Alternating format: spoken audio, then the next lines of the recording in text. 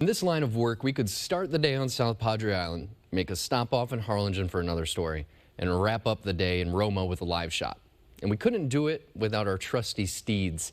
In this week's Photographer's Perspective, Chief Photojournalist Mark Vecchio brings you an inside look at our offices in the field.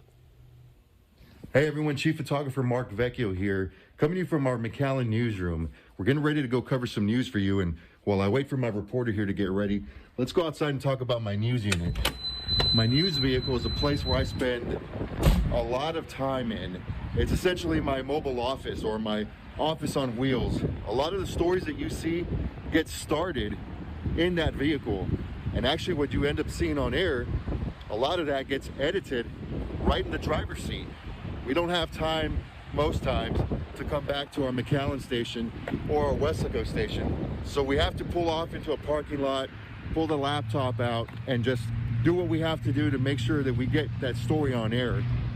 And of course, it is a vehicle. It takes me from point A to point B, and while most times point A and point B are here in the valley, that doesn't mean we won't travel outside the valley to bring you more news. Last week, Christian Von Preissing and I went to Laredo to cover elections. On our way back, we stopped at Falcon Lake to bring you one more story. About 2 days later, this same vehicle took sports reporter Brandon Benitez and I to San Antonio to cover a McAllen High School basketball game.